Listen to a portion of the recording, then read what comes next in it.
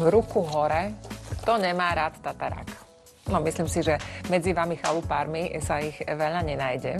Ale predsa len, tento recept bude pre vás, ktorí nemáte radi mäso, alebo mu až tak veľmi neholdujete, možno niekedy, ale už vôbec nie surovému.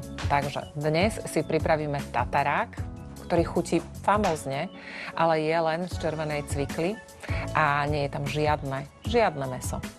A keďže je cvikla veľmi invazívna a nechcem mať úplne červené ruky a všetko okolo, tak použijem rukavice. Na tento recept potrebujete zopár ingrediencií. Najdôležitejšia surovina na tento tatarák je samozrejme červená repa. Ako vidíte, naozaj tu nie je žiadne mäso. Vegetariáni sa teraz určite potešili. Začneme tým, že si uvarenú cviklu nastruháme na jemnom strúhadle. A dávajte si pozor, aby ste si neprederavili rukavice, pretože tá cyklamenová farba je nádherná, ale bohužiaľ z tých rúk ide veľmi ťažko dolu. Cvikla sa ťažko umýva, ale máme pre vás tip. Skúste žlčové mydlo alebo ocot. Pokračujeme zemiakom. Jeden uvarený zemiak si takisto na jemnom strúhadle nastruháme k cvikli.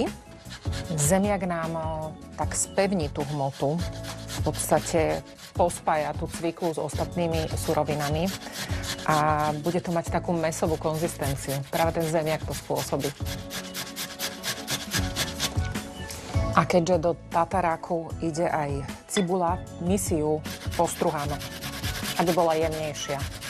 Dá sa aj pokrájať, ale keď ju postruháte, tak predsa len to bude také jemnejšie. A je to tu. Katka, nepláč. Podám ti vreckovku. Hovorí sa, že keď žujete, vtedy neplačete. Nejdem vám to predvádzať, ako to vyzerá, keď žujem, ale nefunguje to. Absolútne. Do tataraku sa priamo síce cesnak nedáva, ale do tohoto áno. Takže ešte si roztlačíme 2 malé stručiky cesnaku. Ak cesnak neobľubujete, tak buď ho tam nedajte, alebo dajte len jeden strúčik. Tak. A už len pridáme ostatné ingrediencie a čo je veľmi dôležité, tak je balzamiko. Balzamikový ocot dodá tomu tataráku takú tú sviežu, veľmi voňavú chuť. A je tam veľmi dôležitý, takže netreba na neho zabudnúť. Potom tu máme Worcester a sojovú omačku, slanú. Udená paprika, celkom dôležité. Soľ, čerstvo nadravené čierne korenie a ešte nám tu zostala papriková pasta, ktorá je tiež dosť dôležitá v tomto recepte. Chuť pečenej papriky je veľmi príjemná a v kombinácii s tou cviklou a balzamikovým octom vytvára takú jedinečnú chuť. A čo nám tu ešte zostalo, tak je dižonská horčica. Preferujem dižonskú horčicu pred plnotučnou, pretože je viac pikantná a aj slanšia a dodá veľmi dobrú chuť. A posledná bodka je olivový olej.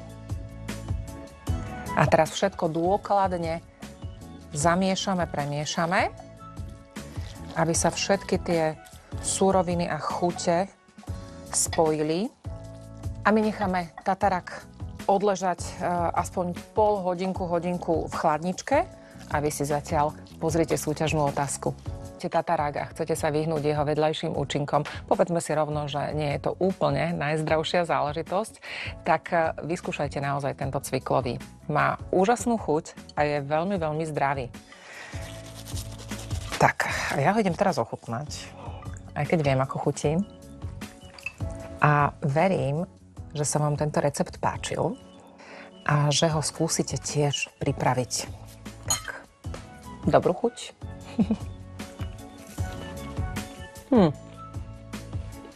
Výborné.